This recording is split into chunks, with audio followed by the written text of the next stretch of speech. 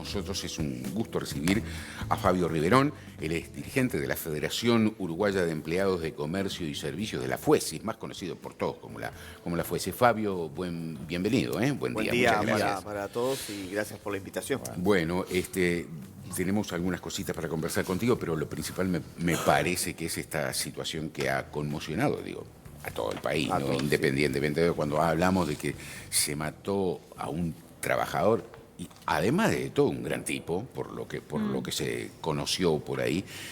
Bueno, ¿cómo están observando todo esto ustedes? Bueno, lo primero, para aprovechar para trasladar un saludo a la familia en realidad, porque sin duda las peores horas las están pasando ellos en realidad.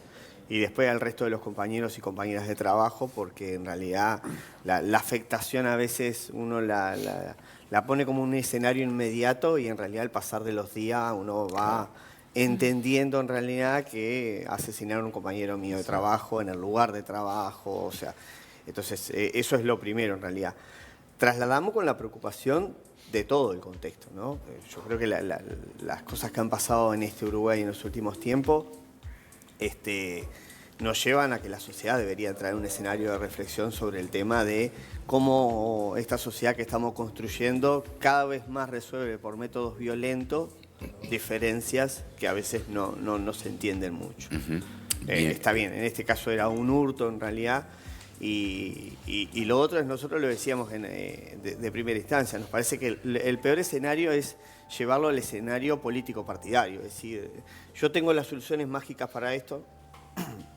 Creo que si una cosa aprendimos en los últimos años, que no hay soluciones mágicas. No, y que nadie las tiene, porque es un tema que viene hace muchos años, que se ha intensificado, pero la verdad nadie lo resuelve. No, porque es difícil de resolver. Claro, países que han invertido mucho más que nosotros en seguridad no lo han podido resolver. Bueno, igualmente hay un llamado a sala, ¿no? Interpelación al ministro Heber. Para nosotros lo que nos preocupa es que se termine planteando esa situación, ¿no? Es decir, yo tengo la fórmula mágica o del otro lado se tiene la fórmula mágica. La fórmula mágica acá en realidad depende, entre otras cosas, si somos capaces de construir una sociedad diferente de la que estamos construyendo.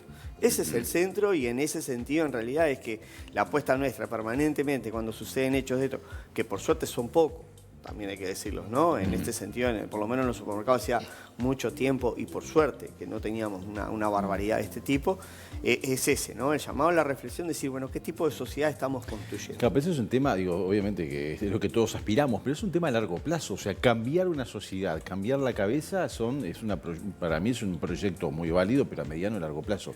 Y mientras tanto, en el mientras tanto hay que pensar en paliativos que nos ayuden a disuadir hechos de este tipo. Nosotros lo que decimos es, tenemos dos elementos bien concretos que ayudan y que se demuestran en los hechos en realidad, que disuaden que pasen asaltos con estas características. El primero es la situación de las cámaras en la calle. Una cosa que parece pasar inadvertida para el común de los ciudadanos y las ciudadanas, en realidad, pero para quien está cometiendo actos delictivos no es... Las del ministerio, decimos. Sí, claro, saben dónde están, saben dónde están, saben en qué calle hay, saben... Entonces, cuando hay cámara, intentan por lo menos determinadas zonas no entrar. La Ciudad Vieja es una demostración de lo que vos decís. Sí, el centro. Claro. O sea, hay demostración de esto. Y la segunda, la situación del 222. El oficial de policía disuade mucho más que el guardia de seguridad. Mirá, acá no hay cámaras. Por experiencia en este supermercado, hace 2 semanas, 3 semanas a reventar, tuvieron que encerrar a alguien en el súper, porque no habían pagado y se habían robado algo. Eran 2 y dejó a 1 adentro, encerrado, el seguridad. Y el tipo, la verdad, o sea, yo iba a una cuadra, entrar, viste, tenían a uno sentado ahí encerrado, el seguridad no sabía bien qué hacer, porque hasta dónde lo puede dejar retenido dentro del local, para que el otro volviera a pagar. Lo que digo es que se dan situaciones que son más allá de lo que nos imaginamos. ¿Ya lo sabían? ¿Ya venían conversando ustedes con el Veníamos sindicato? Conversando, en realidad, en este local habían habido episodios de esas características, ¿no? De gente que entraba y se llevaba mercadería. Nada que ver en realidad a esto que pasó. Nada que ver en realidad. Sin violencia, vamos a decir. Sin violencia. Bueno, ahora es viable tener un 222 en cada comercio, sí, a eso iba, porque es como que medio... Lo que pasa es que ahí en realidad, más que en cada comercio, es en los lugares donde se está monitoreando que los hurtos aumentan. Claro. Eso es lo que pedimos nosotros. Claro, pero hoy te aumentan... Si hay un monitoreo y yo demuestro que en determinada zona los comercios están teniendo un índice elevado de episodios de rapiña, bueno, ahí incrementemos. Lo que pasa es que de ahí se mudan a otro barrio, automáticamente pasa eso y migran a otra zona. Por eso decíamos ¿cuáles son los paliativos, cuáles son las soluciones? Claro. Bueno, vamos a la zona de los paliativos, que es lo primero que podemos hacer. Bien. Los paliativos son esto, y te vas a tener que ir mudando y vas a tener que ir rotando en función de la mutación que ellos mismos vayan haciendo. Fabio, cuando tú, hablando justamente del servicio 222 como un elemento de disuasión, ¿tú te referís al 222 en el local o al patrullaje? Bueno, me vas a decir las dos cosas, porque digo, interpreto como mayor patrullaje la mayor presencia. El 222 ahí, yo no sé si hay un tema de disponibilidad de funcionarios y lo otro, no sé, creo que lo pagan las empresas. Sí, eso, claro. ¿no? Esencialmente en las empresas, cuando nosotros hemos planteado esto como uno de los paliativos, lo primero que se nos plantean son los temas costos. Enseguida te dicen, en realidad, esto se me va de los presupuestos, en realidad nosotros siempre planteamos lo mismo. Bueno, pero también se paga un servicio de seguridad privado, que no es el 222, vamos a decir así. O sea, tiene lo de los costos. El tema de la seguridad privada, en realidad, es un poco lo que recién comentabas, ¿no? Ya ese procedimiento, en realidad... Están limitados en cuanto a la respuesta, decís, ya la ese seguridad procedimiento privada. está imposibilitado de hacerlo un compañero de la seguridad privada. Ya no podría haber hecho eso. Claro. ¿Qué es lo que puede hacer? Nada, Disuadir, muy poco. intentar llevar a la situación de que no se cometa el hecho, pero una vez que se cometió el hecho, no tiene potestades en realidad para dejar retenido a alguien. Eso es la policía. Eso es tarea esencial de la policía. ¿Cuál es la diferencia en costo? ¿Cuánto sale un 222 en comparación con una empresa privada? No, sale ¿Tenés mucho idea? más. No tengo idea de los costos, pero te podría decir que sale más. Ahora, ¿Qué pero sale más? de ¿El todo- 222? Sí. ¿Mucho, el doble? Mucho más. Bien. Porque ahí está en juego. Primero, que es la policía. Segundo, que tiene la capacitación necesaria para disuadir este tipo de situaciones, en realidad. Y de poder operar. la habilitación de otra para actuar, manera. para y la operar. habilitación Y, para actuar, y claro. el respaldo jurídico, que muchas veces lo hemos planteado en realidad, los compañeros de la seguridad privada no lo tienen. Entonces, hay un costo que en términos generales está racionalizado de por qué se da. Se da porque en realidad atrás hay una preparación diferente, está claro. Sí.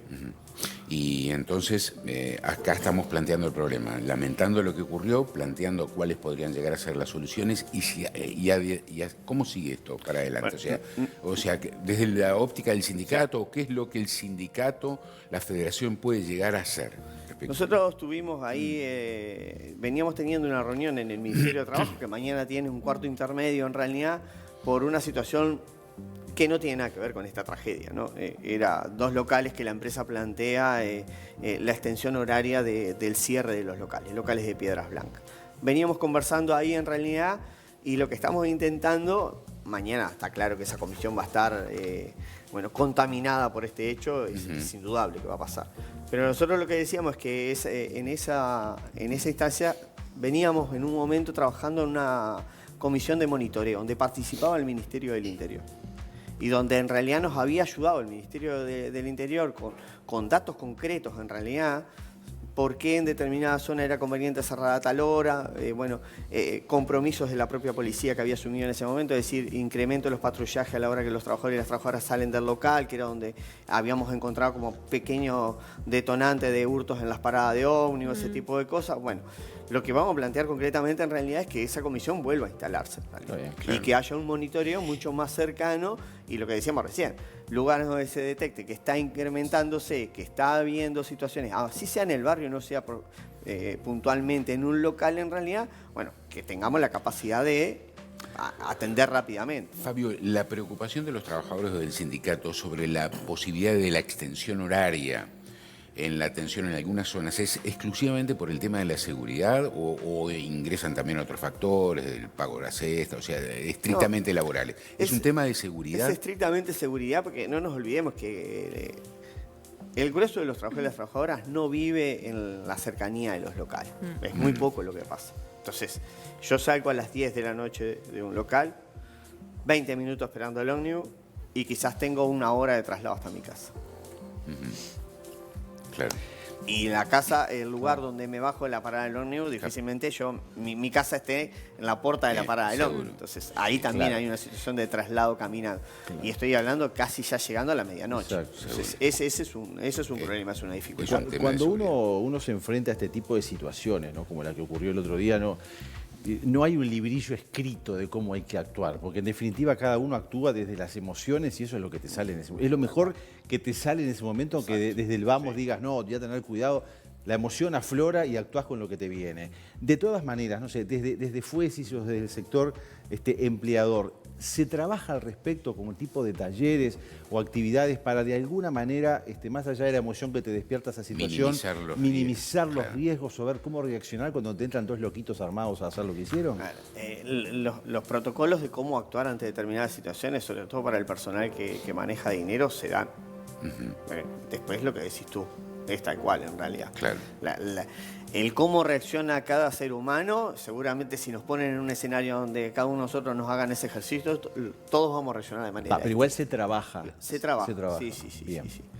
Hoy la batería, en realidad, más que en ese trabajo, lo que le pedimos a la empresa, en realidad, fue que tratara de rodear a los compañeros y a las compañeras de trabajo, en realidad, en la asistencia psicológica. Porque nosotros insistimos mucho con esto, en realidad, es decir, las horas nos van a llevar a que aparezcan pequeños detonadores. Fabio, ¿cuáles son los puntos que hoy en día decís falta seguridad y habría que atacar? Los compañeros lo que nos plantean en realidad en algunos locales puntuales, sobre todo de Montevideo, en realidad, que hay ausencia de patrullaje en la hora de la salida de los trabajos. Ese es un detonante en realidad que los compañeros nos ponen en realidad. ¿Qué zonas específicamente tienen monitoreado? Esencialmente, bueno, ahí en la zona de Piedras Blancas y sobre todo la zona de Carlos María Ramírez, ahí donde nos plantean en realidad como que son las principales zonas donde a la hora, lo que contaba yo recién, salgo a las 10 de la noche y se ve como poco patrullaje. Claro, por eso planteamos se puede poner una reja, se puede poner tocar timbre, abrir, pero igualmente cuando se sale de trabajar ahí es el riesgo. Por eso decíamos que en realidad esta comisión de monitoreo nos puede ayudar a decir, está bien, puntualmente durante media hora, 20 minutos en realidad, la salida del trabajo, hago una situación de incrementar la circulación de los patrulleros por las paradas que sé que habitualmente son las que transcurren los trabajadores y las trabajadoras. Claro. Eso ayudaría en realidad, y vuelvo a insistir con esto, ¿no? Seguimos hablando de paliativos, lo de fondo va a ser mucho más difícil en realidad, claro. Porque no hay forma en realidad. No vamos a poder andar cada uno de nosotros o nosotras en realidad con un policía atrás. Obvio, seguro. Eso es imposible. Y las empresas entienden en términos generales la situación, o sea, porque es bastante, está dentro bastante de la lógica lo que están planteando. O sea, todos vivimos en este país, sabemos que hay un problemita importante. Yo creo que uno de los principales problemas que hemos tenido con el tema de la seguridad en general, en realidad, es que se ha politizado demasiado, ¿no? Claro. Y eso nos dificulta a la hora de encontrar en realidad soluciones de fondo. Acá debería haber verdaderamente un consenso de salir a la búsqueda de las soluciones de fondo. Independientemente de los colores, ¿no? Y sí. Igual a veces está bueno que se politice porque todos quieren quedar bien a nivel imagen también. Sí, bueno, pero si se da respuestas... Pero la consecuencia la paga el trabajador y la trabajadora. No, pero lamentablemente salió y no volvió a su casa. Si se le exige una respuesta por parte de otro bando, lo que sea quien sea el color, bueno, capaz que se puede dar una respuesta para también hacer las cosas bien. Lo que pasa es que es difícil también elaborar promesas cuando ya desde el periodo anterior y el periodo el tema sigue siendo complicado y no se resuelve. Entonces, ¿qué vas a vender ahora? ¿Qué promesa vas a vender? Ese es el tema. No, yo no estoy hablando de problemas, estoy hablando de acciones. Yo te digo justamente lo que piden ellos. Yo te entendí. A eso voy. Tiene que ver con la política, ¿no? Para la acción concreta que estás pidiendo, seguramente que el tema se politice, que esté la interpelación, todo ayuda en realidad. A nosotros nos queda la preocupación en realidad que en lo de fondo en realidad todo ese escenario que viene después se termina cuando esa cámara apagó. Claro. Y eso es un Flavio, bajar el precio de los 2.22 para todos los supermercados sería una gran medida. Sería bárbaro. Claro, por eso nosotros decimos nosotros no tenemos la solución a estas cosas. Podemos tener ideas en realidad que se plantean desde los compañeros y las compañeras que están en los lugares de trabajo. Nosotros estamos dispuestos en una comisión a poner las ideas arriba de la mesa. Después quien las tiene que tomar, evidentemente, en realidad, en una parte importante es el Ministerio del Interior y en otra parte las propias empresas. Claro. Nosotros más que poner nuestra perspectiva en realidad en función de trabajar en esos lugares, de salir a determinadas horas, de ver los movimientos que se dan en los locales, no hay mucho más para poner al lado nuestro. No, pero es importante, porque también es lo que pasa en la calle, ¿no? Exacto. Sí. Fabio, nos queda un minutito nada más, pero quiero aprovecharlo porque la Fuesis, el comercio es un gran sector del quehacer nacional. Recordame, ¿cuántos aproximadamente empleados maneja el sector? Trabajadores y trabajadoras tienen el entorno de los 400.000. ¿Qué te parece? 400.000 personas. Bueno, Vinculadas ¿se al vende comercio y los usted, servicios. y tienen convenio vigente o va a haber que negociar ahora? El grueso de las mesas cierra ahora en junio. Ajá. ¿Y cómo vienen? En principio con una enorme expectativa porque el Poder Ejecutivo no ha puesto los lineamientos arriba de la mesa en realidad. Presumimos que va a demorar unas semanas más en realidad en aparecer Sobre los eso. lineamientos por los cuales ir. Ir negociando en realidad. Ajá. Nuestra mayor preocupación en realidad está que hay como una enorme disparidad en cada uno de los sectores de cómo fueron recuperando el salario perdido del convenio puente por la pandemia.